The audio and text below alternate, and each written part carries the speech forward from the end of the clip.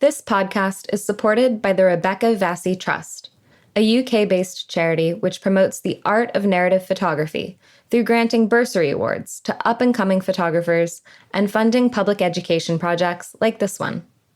This podcast has full editorial independence, and the views expressed in this series are not necessarily those of the Trust. Welcome to Season 2 of the Photo Ethics Podcast. I'm your host, Savannah Dodd, and I'm the founder of the Photography Ethics Center.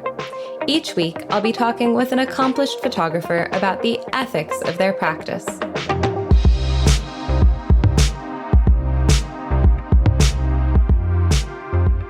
Today, in episode number 2, we'll be talking with Melissa Groo on empathy with wildlife. Melissa Groo is a wildlife photographer, writer, and conservationist with a passion for educating people about the marvels of the natural world. She believes that photography can be both fine art and a powerful vehicle for storytelling, and considers herself a wildlife biographer as much as a wildlife photographer. Her mission is to raise awareness and change minds, not only about the intrinsic beauty of animals, but also their intrinsic worth. Melissa is passionate about ethics and wildlife photography. She co-created the National Audubon Society's Guide to Ethical Bird Photography, and she co-chairs the International League of Conservation Photography's Ethics Committee. Could you start by just telling me a little bit about the kind of work that you do? Sure. I am a wildlife photographer, and I also call myself a conservation photographer. And conservation photography it's been around for a while, but I think it's sort of becoming more and more known. And what that means essentially is that I try to take storytelling photos and I try to put those photos to work in service of that story. I try to, specifically in service of an animal or of its habitat, or both. And I am a fellow with the International League of Conservation Photographers, which is a group of us photographers who have applied and gone through an application process and have demonstrated in some way that we have had a positive impact on conservation. And, I feel very lucky to be part of that group, but I do also think that there's many incredible conservation photographers working out there that aren't with the fellowship. They're doing their own thing. And there's a lot of people that are really entering this field and making a big difference in a lot of different powerful ways. So that's encouraging to me. So yeah, I'm a conservation photographer, I'm a wildlife photographer, and I'm also a writer. And I don't really like the term ethicist, but I guess I am sort of an ethicist in terms of that I think a lot about, I write a lot about, I speak a lot about ethics in wildlife photography. And I have advised different organizations and publications and photo contests on ethical guidelines, on ethical practices, and sort of what are the best practices in terms of ethics having to do with wildlife photography. And I served as chair of the ethics committee for the North American Nature Photography Association from 2014 to 2018. And now I'm co-chairing the ethics committee for the International League of Conservation Photographers. And so I started out as a wildlife photographer, really taking a lot of pictures, especially of birds, but also all wildlife, in about 2010, 2011. Mm-hmm. And I basically turned pro. I really kind of made a career out of it in about 2013 or so, because it was just something that I really enjoyed and was really passionate about. And I was making some inroads into the world of publication and editorial content. And so I really kind of made it my profession. And I think over the years kind of evolved to become more of a conservation photographer. But it didn't take long for me when I was in this field to begin to question a lot of the photography that I was seeing that was sort of too good to be true. Because I wanted to figure out, how can I get photos like that? I wanted to get these spectacular shots of close-up photos of elusive animals and owls flying at the camera and all this stuff. And I began to sort of research, what are the ways one can get shots like this? And I began to see some of the practices that were being employed. And I began to get deeply troubled by some of these practices that to me felt like they were really taking shortcuts at the animal's expense, the bird's expense. And I really did a deep dive into it and started conversations with friends. I started talking about it more and more. And of course, there were some photographers, longtime photographers, who had delved into this topic. But I felt that it really kind of needed to be brought up in a bigger way, that it really needed to be more of a common conversation.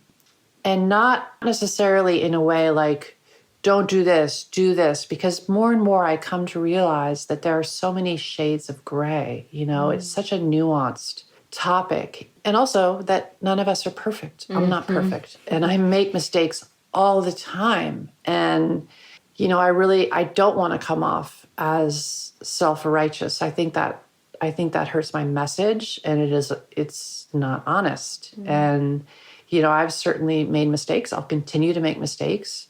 And by my very presence in the field, I'm disrupting wildlife all the time.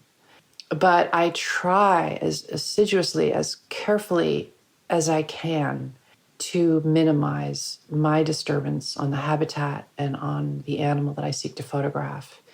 And I feel like we can all do that. We can all build in a higher awareness, a greater awareness into our field craft, as carefully as we build in knowledge of our camera's buttons. I think it's such an essential part. And this is the great secret, is that you're actually going to get better photos. This is what I tell people all the time, is you're going to come away with more intimate and authentic and storytelling photos if your wild subject is comfortable with you.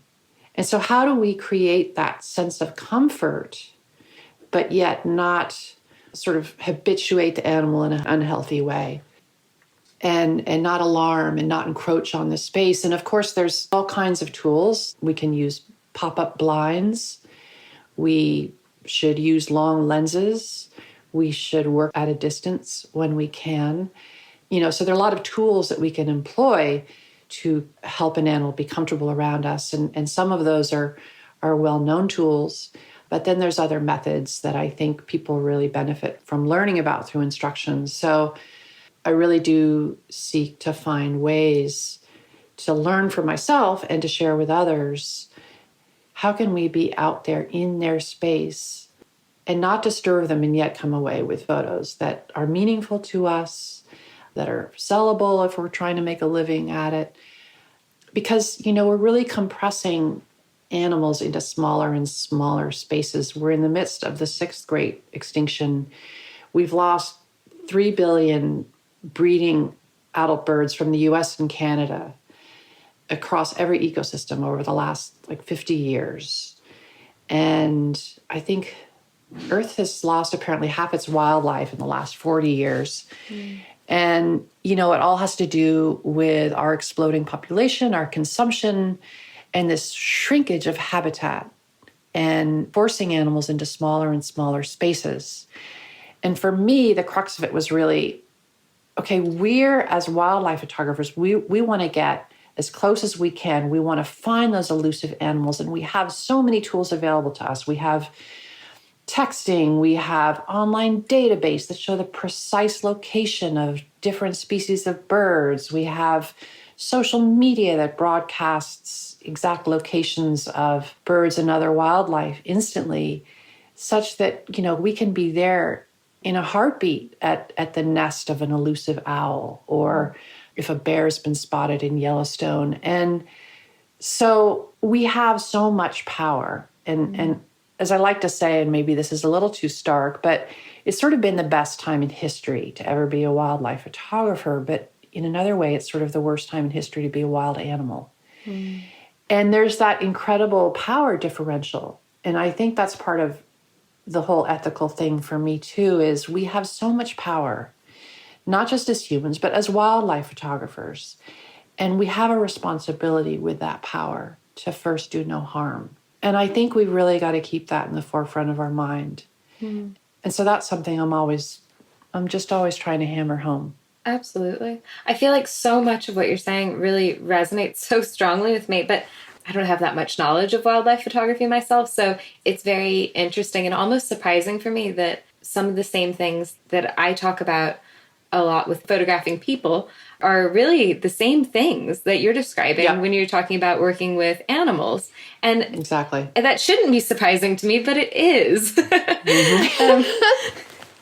No, there's so many parallels. And that's why, too, I think that the International League of Conservation Photographers also includes photographers of people. And I think that it really all comes down to the same thing, which is about compassion and empathy and respect for life and preserving life. And, I think that should be the foundation of photography of any living being and even living landscapes. And it's that reverence for life that I think has to come before all else. So you're right. I think there's so many parallels. And, the thing with humans, not all humans, because of course we have language differences or some people aren't brave enough to speak up, but at least you can communicate with many people that you're photographing, right? But with wildlife, you have to read their behavior and you have to know something about them. And that is really at the crux of ethical wildlife photography, of thoughtful wildlife photography, is really learning deeply about your species before you photograph it. Because when you really come to understand the natural history, and there's so many resources available to us online, and if you really become familiar with, okay, what are the challenges to this animal's daily life? Who are their predators? Are they going to see me as a predator? Which pretty much always is yes. And how sensitive are their dens or their nests? And how likely would they be to abandon those nests or dens if they felt threatened by a predator? And what are their signs of alarm? What do they do when they get nervous? Does their tail go up? Do their ears go up? Do they stiffen? Do they spread their wings? So there's a lot of ways that you can arm yourself with knowledge before you even go out to the field. And then once you get out there, you really have to just be well attuned to the behavior of the animal, to your presence. And, there's a whole method to it. You kind of work from a farther distance and you kind of study baseline behavior. And then you begin to approach and you notice, is that behavior changing? Are they interrupting some vital life process they were involved in, whether they were feeding or resting, tending to young, sleeping? And so really watching them closely and adjusting your own behavior in response. But again, for me, it's really about empathy and realizing that the hardships that wild animals and captive wild animals, and that's another subject I want to go into, that they face every single day. And it's something that I say over and over, which is these are just about photos to us, but to a wild animal, every single moment is about survival. Every single moment is about life or death. And so knowing that, I hope, can help us be more thoughtful and careful in our approach. Absolutely. You said something earlier on that I think struck me as well. And maybe also this surprised me in a way that it shouldn't have surprised me. But you talked about how ethics is very, there are many shades of gray. And I definitely see that a lot when working with people. But again, I think my ignorance really about wildlife photography, to me, it seems like it would be something that would be much more straightforward. And so I was wondering if you could maybe talk about what are those shades of gray in wildlife photography? What does that look like? So I guess when I say shades of gray, I mean it's very hard to say this is always bad, this is always wrong, this is always good, because you make these sort of false equivalences very readily. For instance, feeding birds. There's just a lot of dissension and controversy over divisions within the big world of feeding birds for photography, because it runs the gamut from providing birdseed at your feeder to going to a pet store and purchasing a mouse and taking it out to a place where there's an owl and sacrificing the life of this sentient, socially complex mammal for the sake of a nature photo, because you're going to get this owl flying directly at you with its talons outstretched, which makes for a spectacular photo. But little do most of the people know viewing that photo on social media that somebody actually just killed another animal for that photo. So when you say it's not right to bait owls, which I do think one can say across the board, because we know about all the possible risks that that can introduce to the owl, then you have a lot of people say, you know, if you say that, then how can it be okay to feed the birds in our backyards? You know, people want to be able to say, no, you should never feed any birds. And we can't say that, because we do know that if you feed birds at your home, that if you follow certain best practices, that it doesn't introduce any risks, and it can very well help them survive harsh periods during the winter.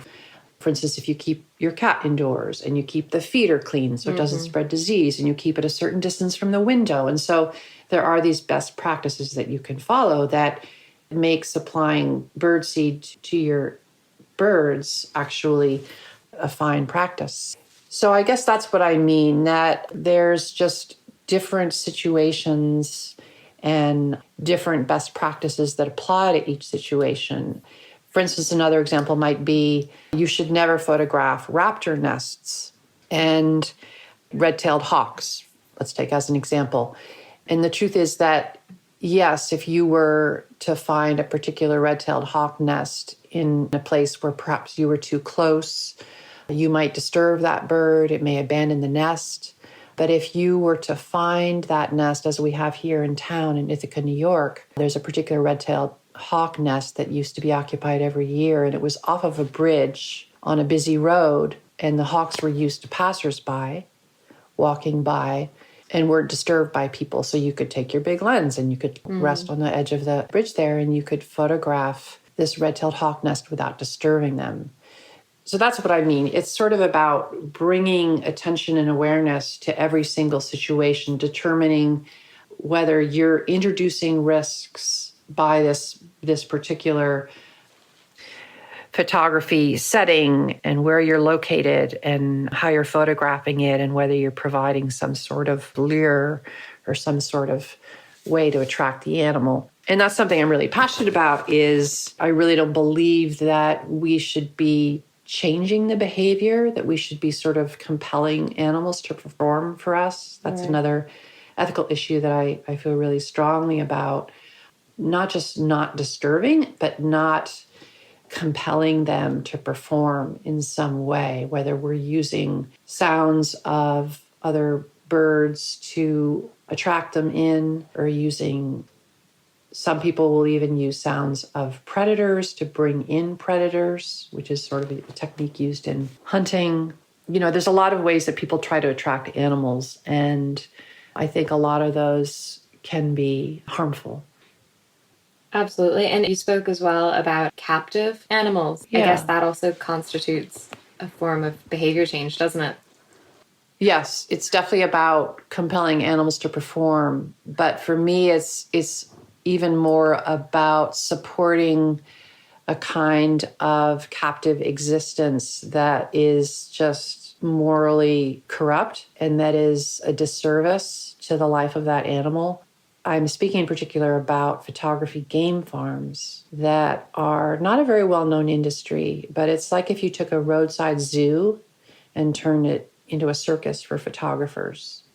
Basically what it is it's taking genetically wild animals and breeding them and caging them in small cages with concrete floors, except when they are trucked over distances to perform in the wild. And I'm using quotes there because it's not really wild. Often these are enclosed places, and the animals are performing for treats so that photographers who've paid handsomely can get these incredible shots of elusive animals like tigers and snow leopards and mountain lions and lynxes and bobcats, coyotes, foxes, can get these shots of them, and they can put those shots all over stock agencies and social media and fool people into thinking that those were captured in the wild.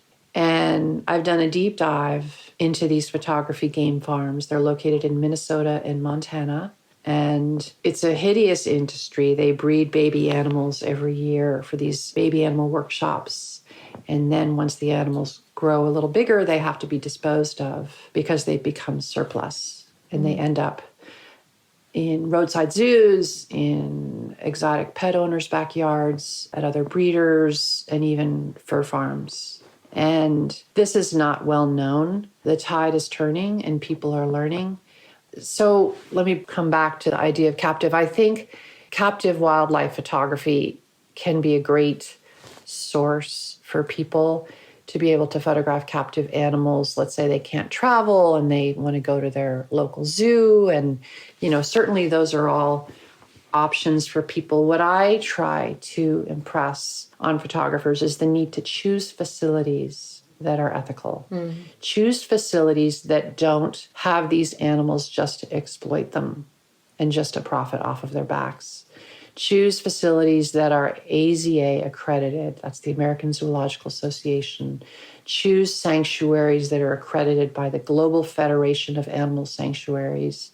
These are places that have proven that they are not there to exploit animals. They're there to house animals in a conscientious way, to educate the public, to get involved in conservation programs in the wild. And they're very different from these photography game farms. They're very different from roadside zoos. So ethics for me in that field of captive wildlife photography really has to do with making careful, conscious choices about what sort of facility you are visiting and supporting. Absolutely. And it reminds me a little bit as well of photography trips. I wonder what your thoughts are about photography trips, particularly ones that are geared at helping people access maybe rare animals. Yeah, that's a big topic, and it's a super important one for people to be aware before they take a workshop, before they book one of these tours, to really understand where they are going. Are they being guaranteed shots? And if they're being guaranteed shots of a particular species, how is that derived? How is that happening? Is that happening because somebody is baiting an elusive predator?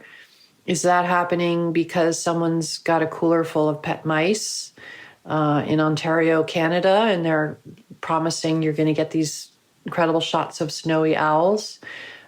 So I do lead trips myself, and I'm pretty careful to never take people somewhere where the animals are purposely fed.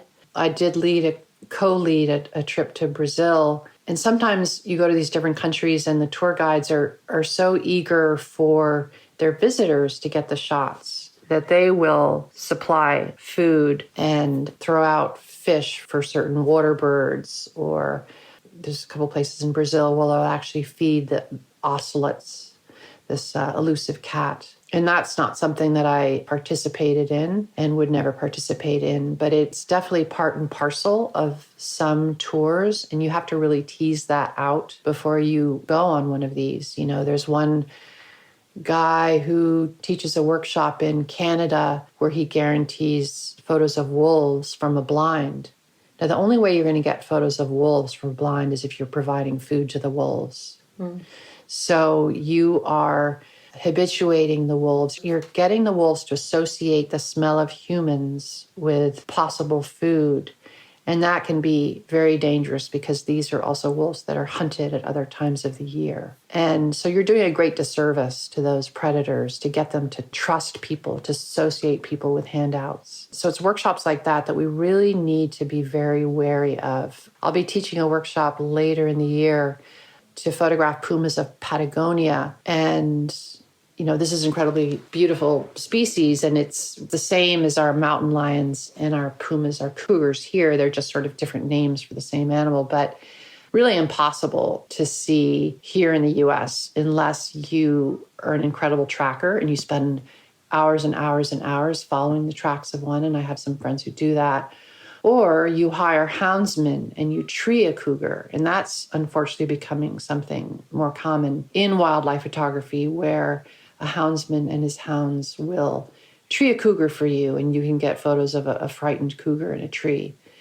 So it's practices like that we just need to educate people about. The place where I'm helping lead a puma tour actually we call it a conservation workshop because some of the money goes into conservation, and also because these animals, because the tourism dollars are supporting ecotourism, the ranchers have actually stopped killing the pumas the way that they were because they were seen as a threat to their livestock. So, it's a really delicate balance. And I think whether we're workshop participants or workshop leaders, we have to very carefully weigh, is this trip that I'm offering, is it supporting local people? Mm-hmm. Is it more of a gain for the animals than not? And again, there's gray areas. You have to bring questions. You have to apply questions to whatever trip you're going on or whatever trip you're leading, to really think about, okay, in the balance, is this better for the people that live with these animals? Is this better for the animals? Is this better for the landscape?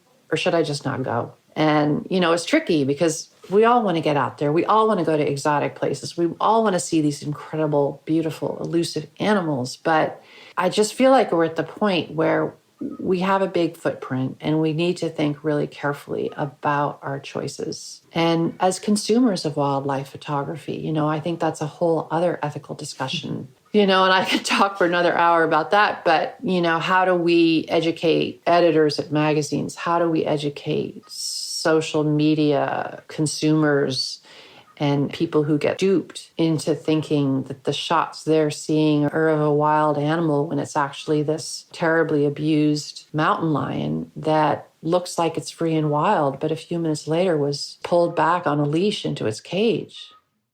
I feel like there's such an interesting question in that. That's something that I've wrestled with quite a lot as well, is to what extent is there an ethics of consuming and who's the onus on in that process? Right. If we are also fueling that, if our likes on Instagram are encouraging it, what do we need to know? And I think you raised a really interesting point as well about editors. And you would hope, I guess, that editors would be very conscious of a lot of the things that you're describing. But I understand that they're often not maybe quite as conscious as we might hope that they would be. Right. Could you just talk a little bit about that, or share a little bit about your experience of working with editors and maybe how you move in that world? Yeah, it's definitely challenging. It's a long-term struggle. And I've written to editors. I have really reached out as best I can. I've even written to a couple stock agencies, because when you look at stock agencies, they are littered with these kinds of shots of captive animals trying to be passed off as wild. And for me, a really big part of the onus, does lie on the photographer and on this idea of truth in captioning. And NANPA, the North American Nature Photography Association, has a great guide that we worked on as the ethics committee over years to truth in captioning in nature photography that people can access. But yeah, it's really, I feel, a big responsibility of the photographer, even just on social media, to be completely transparent, to tell the viewer if they're looking at a captive animal, because people always are going to assume that the animal is wild. So if it's not, tell us it's captive. Tell us where it's housed. Tell us the truth of that animal's life.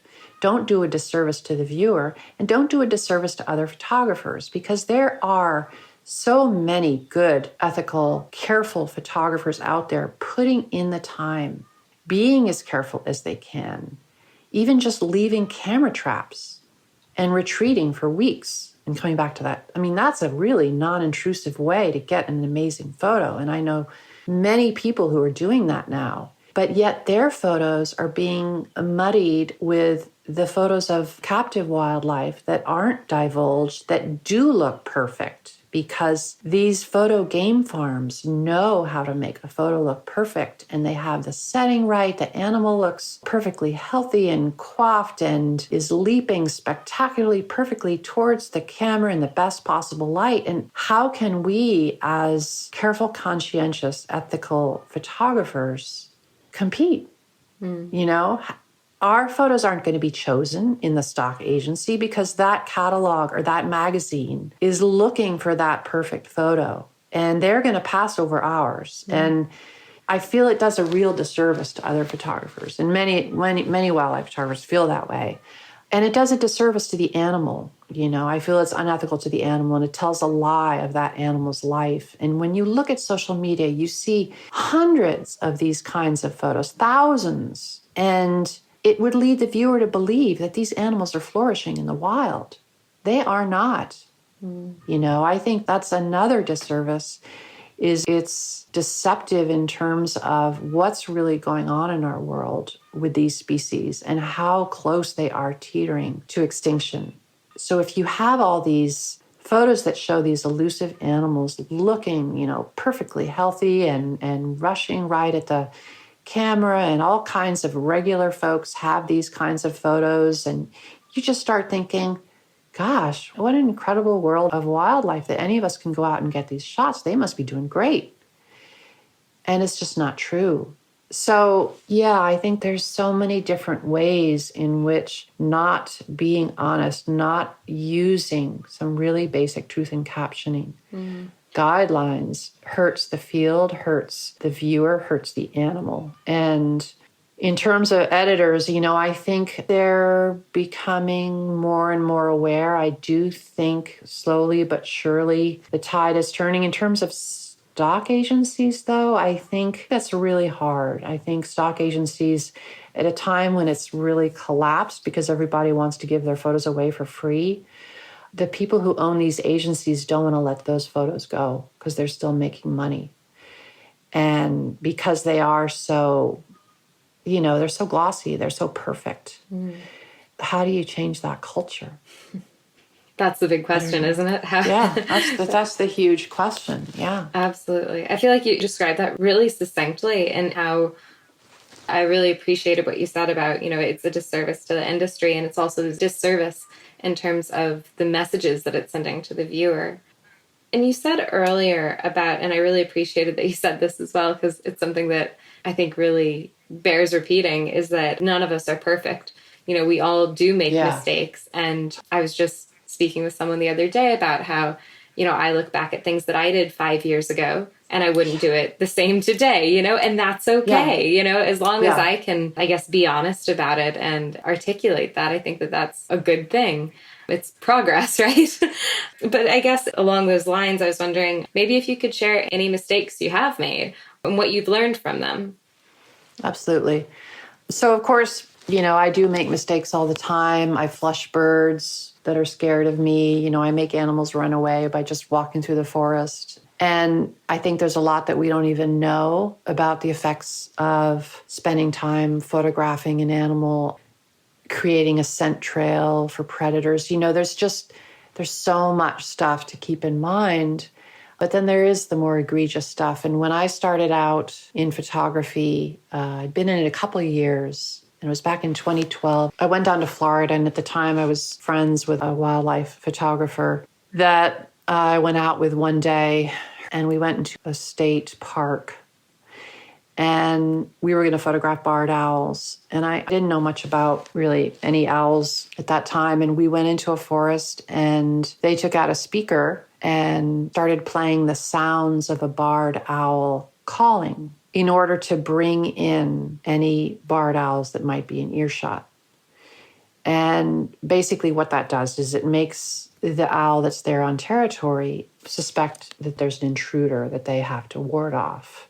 And so they'll come flying in, they will call back in response, they will get flustered and be looking around for another owl. And sure enough, that's exactly what happened. A barred owl flew in, landed near us, was just looking around, was hooting back, trying to figure out where is this other owl. And we got spectacular shots. And, I was happy with the shots. I can't remember what I felt at the moment. Can't remember if I felt a little sorry for the owl. Maybe I did, maybe I didn't. But I've never done that again. And I wouldn't do it again. And, I do think a lot of photographers do use calls. I went on a workshop probably that same year with a photographer who's quite well known in the field. And we wanted to get shots of songbirds during migration. We went to a park in Western New York. And he would go find the perfect flowering perch and cut it and then attach it with a clamp to a spot in the perfect light. And he put a speaker underneath and he played the sounds of that species that we wanted to photograph. And there were many of these species that we wanted to photograph. So he would, for each one, play their call and the bird would fly in and perform strenuously for us on that perfect perch. Totally confused, looking around, belting out furiously its own song in response, trying to declare its territory.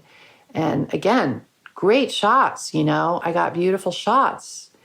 But I came away from it just feeling like I will never, ever do this again. Animals are not ours. They're not here to perform for us, especially during breeding season when they need to use all their energy to forage, to nest, to ward away real interlopers and invaders and predators. For us to compel a bird to come perform and spend all that energy and to fool it, I feel maybe back in the day it was okay, maybe 20, 30, 40 years ago, but birds are in such peril now and have so many challenges that I really feel like we just have to be more sensitive than that. We have to be more careful. And are our photos really worth the price that animal is paying for us to get that photo?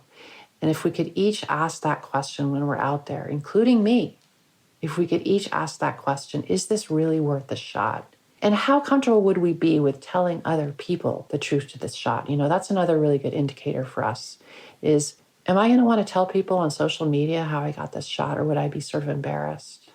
Or would people really look down on it? Because if the answer is yes, you would be embarrassed, yes, people would look down on that, then maybe that's a good sign. That's not a great practice. Absolutely. I've said something very similar before. I think I called it the litmus test for integrity.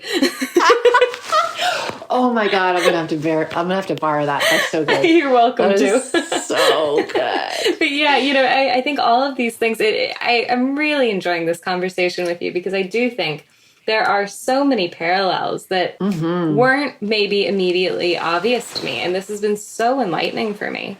I'm so glad. I wonder, could you tell me if there were any people listening to this podcast and they wanted to follow in your footsteps, what one piece of critical advice would you give them? Learn about your subject. Learn about your subject and have empathy and compassion for their struggles. And realize that they value their lives as much as you value your life.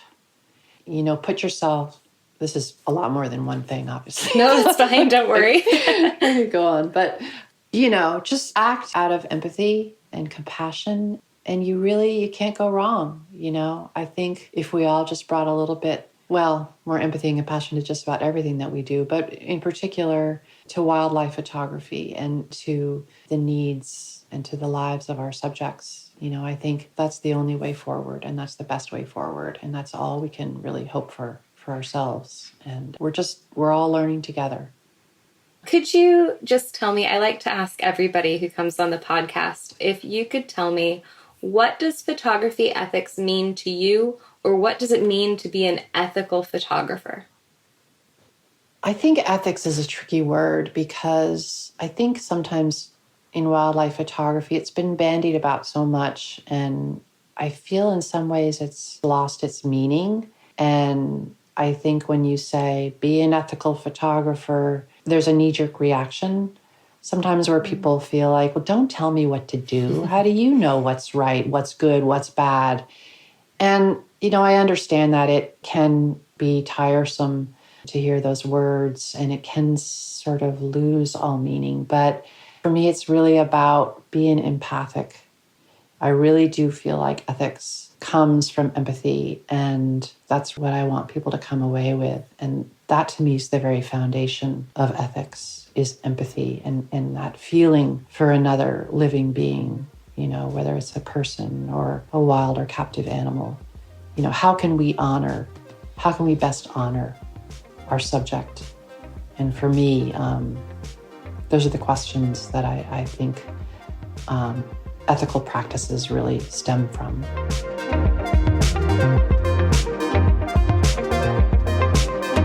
Thank you very much for listening to this episode of the Photo Ethics Podcast. The aim of this podcast is to share new insights about photography ethics with others. So if you heard something you liked, please share this podcast with someone who would appreciate it. The links to all things mentioned in this episode are available in the show notes at www.photoethics.org. Join me next week when we hear from Crystal Ding on learning through discomfort.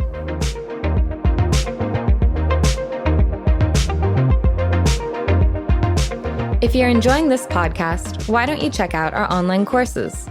We've developed a series of 3 online courses designed specifically for photojournalists and documentary photographers. We discuss questions like, how do we achieve accuracy in our photographs? What's the relationship between power and consent? And when, if ever, should we intervene? These online courses come with perks, like access to an online community group for discussion and Q&A opportunities with me, the course leader. Enroll today at www.photoethics.thinkific.com or go to www.photoethics.org and click Online Courses. This podcast was edited by Ellie Gascoigne.